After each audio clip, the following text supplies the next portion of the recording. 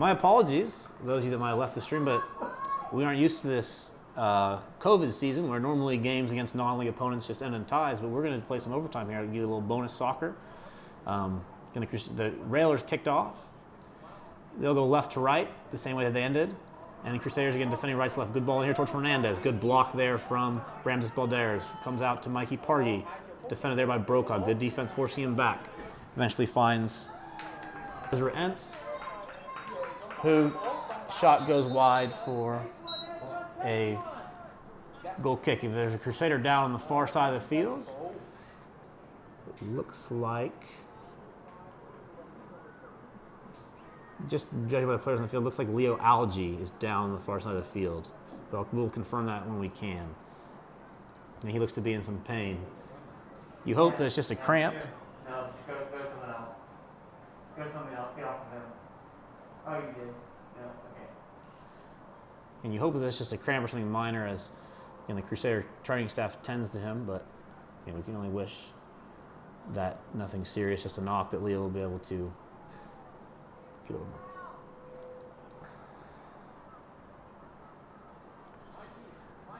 Again, overtime rules for high school are that we'll play 2 10-minute halves. Again, even if a team scores, then we'll continue to play until that 10 minutes is over, is what I believe. I'm not sure if, again, the rules are different by league. That's why we were confused about the overtime. Again, the C-League rules are that if we play the 2:20s and at the end of that, whoever's ahead, or if it's still tied, we continue playing. Again, as different leagues have different rules. Newton comes to us from the Ark Valley Chisholm Trail League.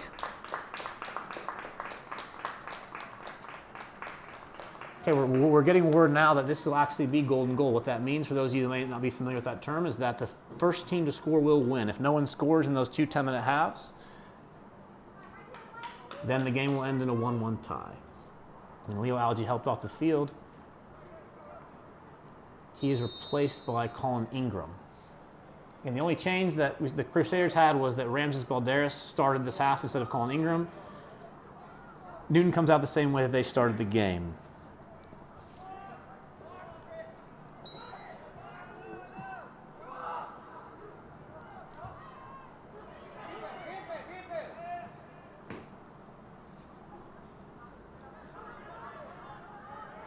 Oh, good challenge there. Good pressure from Arriaga. Comes to Colin Ingram. Plays quickly Alex Trung. He's got David Arriaga in space on the right, but Arriaga had ball into Alex Trung.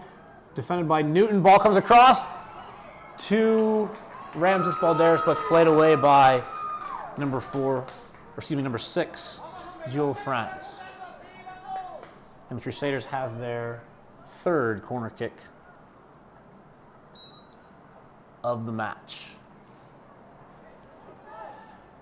This one was taken by Ben Bombardier as the Crusaders look to find the goal that will end this game immediately.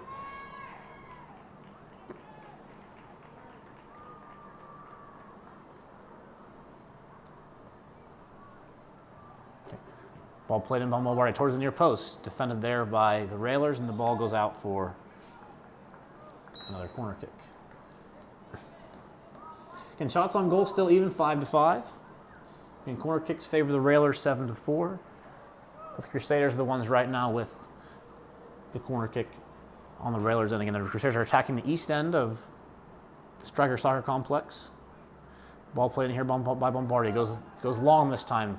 Eventually it falls to Justin Brokaw, who looks for control, but he's defended well. Falls to Vargas, who looks to get the ball in, does. But again, comes back out as the Railers look to retrieve it here and look to break quickly. But the Crusaders have plenty of people back. But Newton still looks to come forward down the left with Fernandez. He's defended there by Abraham Vargas. Eventually the ball is won by Jude Tran, who chips it over the head of Fernandez to Ramses Balderas, who mishits it but keeps it in play. A little bit of a battle there. Ball eventually comes off of the Railers and out for a Crusader throw-in. Throw-in taken quickly.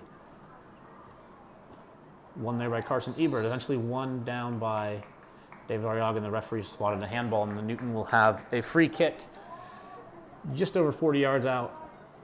And ball taken quickly by Ebert into a dangerous area, but up and over everybody and off the shoulder of a Newton attacker and out for a Crusader goal kick. 4 minutes into the first of 2 extra periods, and still 1-1. Abraham Vargas beats one man, looks up, see what he has, looks to play a ball down the line here to Justin Brokaw. Can he get on the end of it? He cannot. Ball goes out for another Newton throw-in.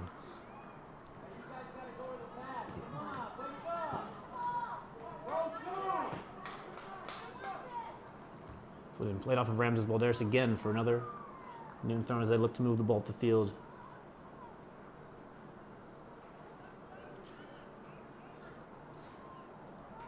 Ezra Entz looks to throw it in, looks to restart, and plays it towards, headed by Fernandez. Eventually up again by David Arriaga.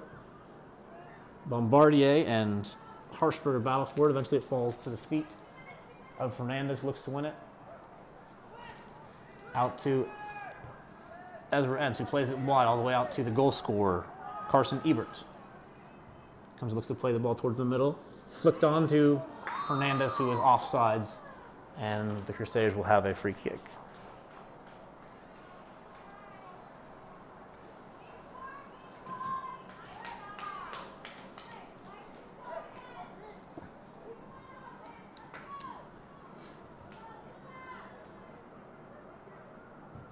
Vargas plays it up towards midfield.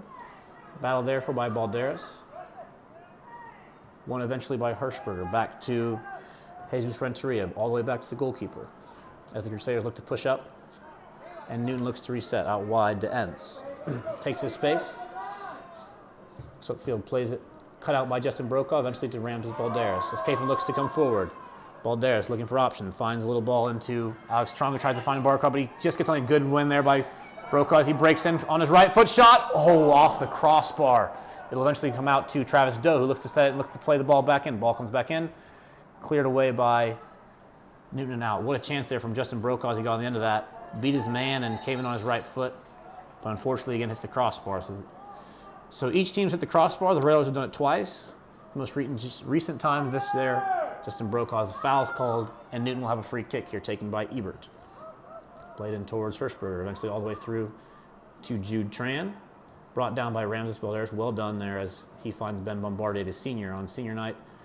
Plays it out wide to Travis Doe. Into the feet of David Arriaga. He's tackled there. The ball goes out of bounds for a Crusader throw-in. Ian Murray into the game, replacing Travis Doe. Into the game for the Railers are number 10, Jose Torres Donahue, and number 7, Juan Porras.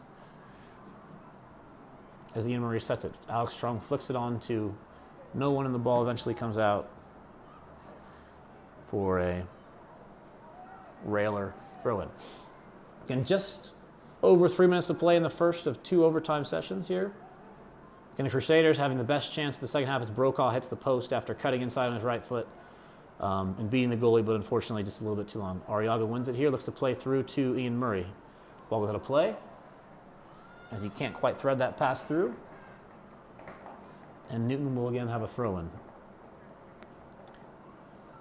Good battle there from Gavin Bargava. Wins it, eventually to Jude Tran, out to Bargava, who plays this forward. On pass cut out there by the freshman Victor Medina. And Marshall there by Colin Ingram. So the ball comes to Jose Torres Donahue, comes out wide here to Ezra Entz. As Newton looks to build something here. Ball comes out wide to Jose Porras. Beats Justin Brokaw, but then plays a pass and cut out by the feet of Ben Bombardier as David Arriaga looks to run in the middle. Can he find him? No. Pass cut out there by the Railers defense. Ramses has the ball again, looks to play David Arriaga. He's got the ball on the edge of the 18, but a heavy touch as that ball will go out of play for, it looks like it's last off the Newton defender, and that ball will be a corner kick. As the Crusaders, this is the 3rd Crusaders corner kick of this overtime and their 5th overall. And Ben Bombardier comes forward to take it.